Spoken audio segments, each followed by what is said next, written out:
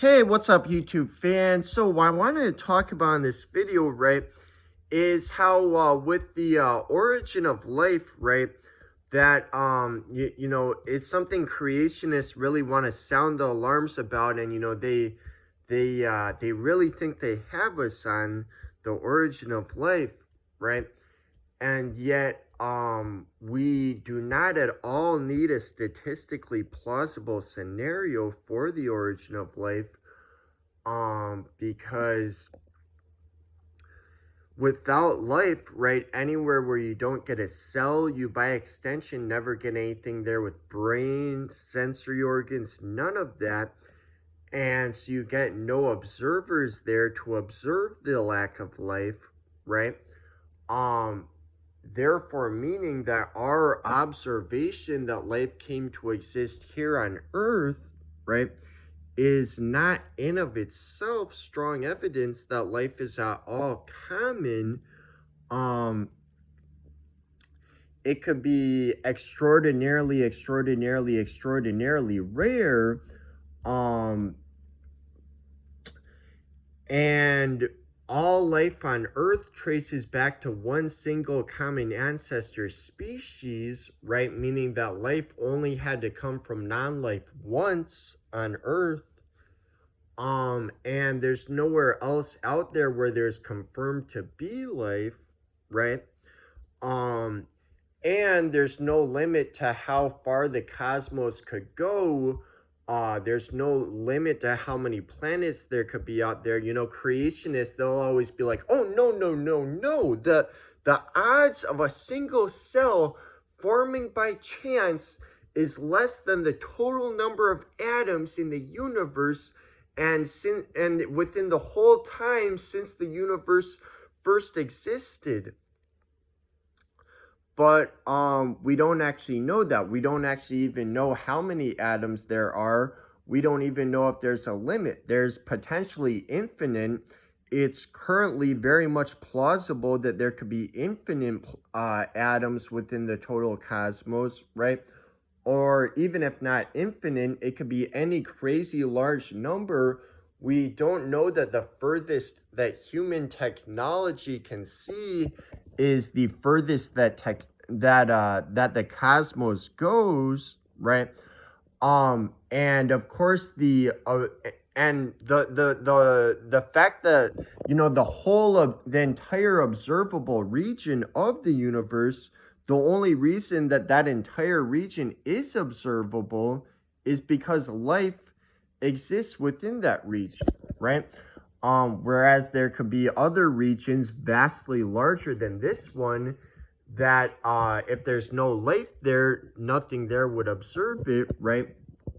There's no limit to how far the cosmos could go, right? Both in space and in time, right? There's also no limit to how far time could continue on without end. There's no limit to how far back time could go, because we actually don't know that 13.8 billion years ago is the beginning of time. Some models predict that time goes back before that, potentially infinite far. And so there's no limit to the number of opportunities, right? And our observation that it happened here does not in of itself mean that it's at all common. It could be as rare as we need it to be, right? It doesn't have to at all be common, right? And so whatever number someone comes up with of like, oh, the odds are, 1 and, something to the power of something to the power of something, whatever, it's still as plausible that the cosmos could be large enough for events that statistically improbable to happen many times over in various spots throughout the cosmos. And in the case of this particular event, we could only find ourselves wherever it happened, we the observers. So our observation that it happened here is not in of itself strong evidence that it's at all common. It could be as rare as we need it to be, right? And so there's no need for a statistically plausible scenario because we don't actually have strong evidence that it occurs at a high frequency on a large percentage of the planets. Our observation that it happened here is not in of itself strong evidence of that, right? And it's just like, why do me and you find ourselves on the surface of the earth as opposed to somewhere deep within the earth's crust, or somewhere deep within the sun, or somewhere on the surface of the sun, or some random spot in outer space? All of those places exist. They're all just as real as here where me and you find ourselves, right? And they exist every moment of every day, right? And those places are far more numerous than the place we find ourselves here, right? There's way more spots deep within the sun than there are on the surface of the earth, right? So why do me and you find ourselves here? Well, it's probably because all of those other places, like deep within the sun, there's nothing there with brain, sensory organs, none of that. So there's nothing there to observe their own existence, right? And the same principle applies to why do we find ourselves on a planet with life, even if the vast, vast, vast, vast majority of planets do not have life, right? The same principle applies, right?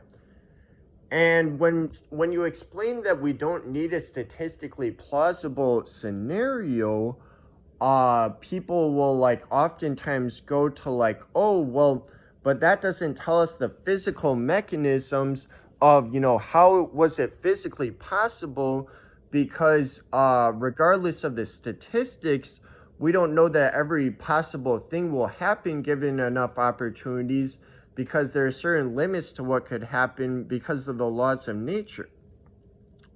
Well, okay, so you realize that intelligent design does not solve that. Humans, right, have never once successfully designed a cell from scratch, right? We, regardless with billions of people, there's so many intelligent designing people, right? None of them has been able to design a cell from scratch. They've been able to with already existing cells, but none has been able to from scratch, right? So intelligent design, that's not giving you a physical mechanism, that in of itself, right? And it's crazy to me how I've seen many intelligent design advocates taking that as in of itself strong evidence that it has to be intelligent design, because they're the fact that humans struggle so much to make a cell from scratch shows that it must take intelligence.